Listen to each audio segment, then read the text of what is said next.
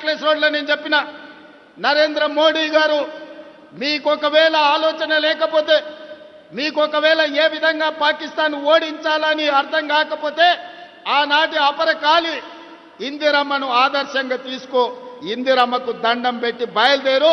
ఇందిరమ్మ మహిళా శక్తిగా అపరకాలిగా నీకు అండగా ఉంటుంది. ఇందిరాగాంధీ గారు చూపించిన మార్గంలో నువ్వు పాకిస్తాన్తో యుద్ధం చెయ్యి. 4 కోట్ల తెలంగాణ ప్రజల పక్షాన తెలంగాణ ముఖ్యమంత్రిగా నేను నీకు అండగా నిలబడతా అని చెప్పిన.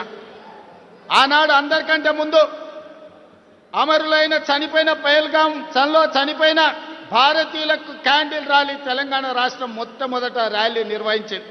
అదేవిధంగా యుద్ధం మొదలైన తర్వాత కేంద్ర ప్రభుత్వానికి నరేంద్ర మోడీకి అండగా నిలబడడానికి మొట్టమొదటి తిరంగా ర్యాలీ తీసి వేలాది మంది సైనికులను పోలీసులను ప్రభుత్వ ఉద్యోగస్తులను నక్లెస్ రోడ్డు మీద కదం తొక్కించి ప్రధానమంత్రి మీరు యుద్ధం చేయండి మేము అండగా నిలబడతామని తెలంగాణ 4 కోట్ల ప్రజల తరఫున మనం తిరంగా ర్యాలీ తీసి అండగా నిలబడ్డాం. మరి నేను ఇవాళ బీజేపీ నాయకులను అడుగుతున్నా, మీకు కొంచెమైన ఆలోచన ఉందా? మీ చీము నెత్తురు రక్తం ఎక్కడికి పోయింది? ఇవాళ పాకిస్తాన్ నుండి మన దేశంలో చొచ్చుకొచ్చి 26 మందిని పొట్టన పెట్టుకోవడమే కాదు, యుద్ధం నువ్వు ప్రకటిస్తే నీ యుద్ధంలో 36 మందిని కశ్మీర్లో మళ్ళీ పాకిస్తానోడే చంపితే మీరు మీ పార్టీ ఏం చేస్తున్నారు? గాడిద పళ్ళు దొమ్ముతున్నారా అని నేను బీజేపీలను అడుగుతున్నా. ఇవాళ జరిగిన పరిణామాలు ఈ దేశంలో బీజేపీ చేస్తున్న రాజకీయాలను ఈ దేశ ప్రజలు ఆలోచన చేయాలి.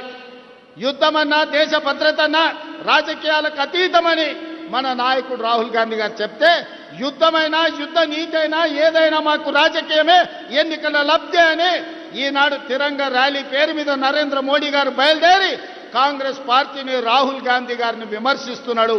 ఇది ఎక్కడి నీతి అని నేను బీజేపీ నాయకులను అడుగుతున్నా. ఇవాళ కాంగ్రెస్ను ఎందుకు విమర్శిస్తున్నారు? 67లో చైనాను ఓడించినందుకు విమర్శిస్తురా?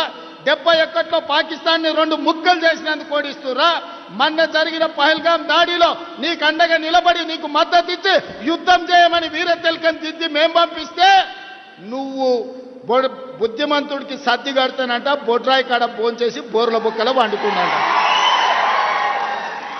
మేము